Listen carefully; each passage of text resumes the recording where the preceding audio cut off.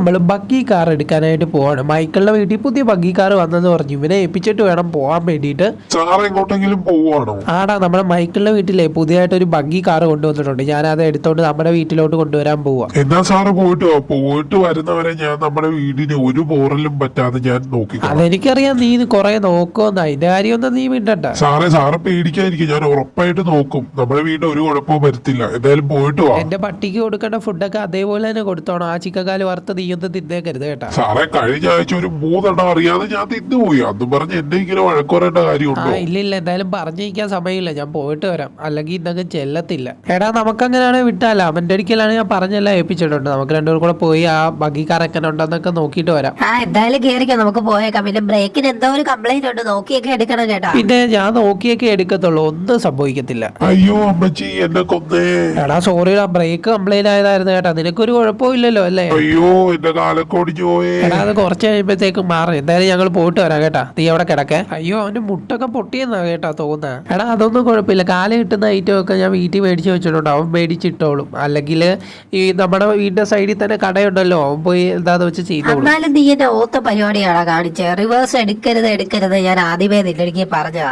Break complaint ആണ്, എന്നിട്ട് നീ ചവിട്ടി അങ്ങോട്ട് വിട്ടത്. എടാ, നീ ഒന്ന് ക്ഷമിക്കടാ, അറിയാതെ പോയതാ. എടാ, സൈഡിൽ ആക്സിഡന്റ് നടന്ന കേട്ടോ. വണ്ടി കൊണ്ട് ആ കാറിന്റെ മണ്ടൊക്കെ കയറ്റി വെച്ചിരിക്കുന്നത്. ഏത് മണ്ടനൊക്കെയാണ്. എടാ, അതല്ല, നമ്മുടെ വണ്ടിയുടെ ഡോർ എന്താണ് ഇളകി കിടക്കുന്നത്? കഴിഞ്ഞ ദിവസം എടുത്തപ്പോഴും ഈ കുഴപ്പമില്ലായിരുന്നല്ലോ. അയ്യടാ മനമേ, നിനക്കിപ്പൊ ഒന്നും അറിയത്തില്ല. നീ വലിയ പുണ്യാളല്ല. എടാ, നീ കൊണ്ട് തന്നെ ഇടിച്ചു കയറ്റിയത്.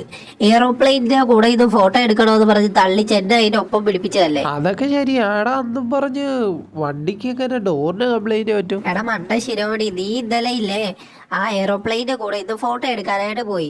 എന്നിട്ട് കാർ ഏതിന്റെ മൂട്ടിലായിട്ടെന്ന് നീ ഓർക്കുന്നുണ്ടാ?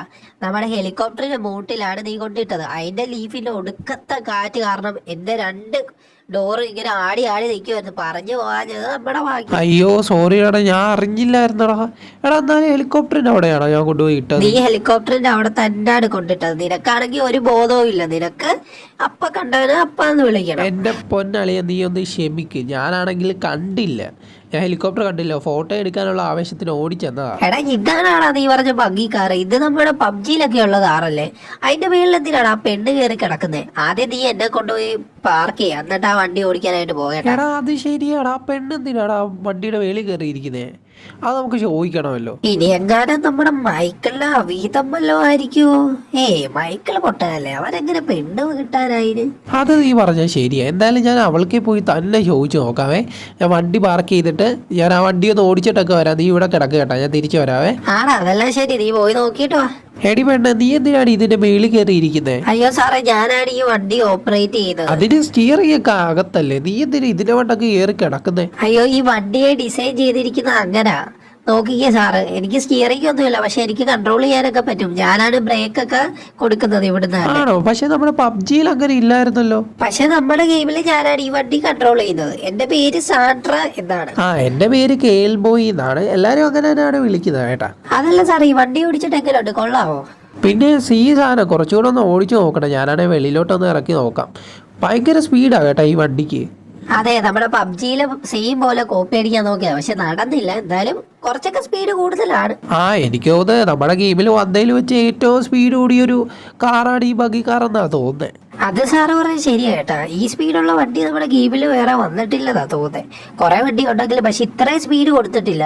നമ്മുടെ ഈ ബഗ്ഗി കാർ ഡിസൈൻ ചെയ്തപ്പോഴേ എന്നെ ഇതിന്റെ ബാക്കി വെച്ചപ്പോഴേ ഞാൻ പറഞ്ഞതാണ് സ്പീഡ് കൂട്ടി ഇച്ചിരി വെറൈറ്റി ഇറക്കാൻ വേണ്ടിട്ട്. അങ്ങനെ തന്നെ നമ്മുടെ ഡെവലപ്പർ കൊണ്ടുവന്നിട്ടുണ്ട്. എടാ, അതല്ലടാ, നീ നമ്മുടെ ഡെവലപ്പറിന്റെ കാര്യം പറഞ്ഞില്ലേ? നമ്മുടെ ഗെയിമിലേക്ക് GTA 5 മോഡ് കൊണ്ടുവരുമോ? അതിനെ കുറിച്ച് വല്ല അറിവുണ്ടോ?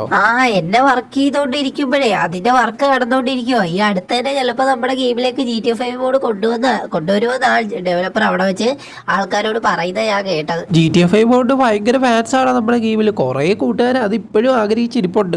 ചിലപ്പോ അടുത്ത അപ്ഡേറ്റിലൂടെ നമ്മുടെ ഗെയിമിലേക്ക് GTA 5 മോഡ് കൊണ്ടുവന്നേക്കാം. നമ്മുടെ ഡെവലപ്പർ അല്ലേ, പറയാൻ പറ്റത്തില്ല. എന്തായാലും ഈ കാറൊക്കെ കൊള്ളാലോ. ഈ കാറും പിന്നെ കുറച്ച് കാറും ഇനി വരാനുണ്ട്.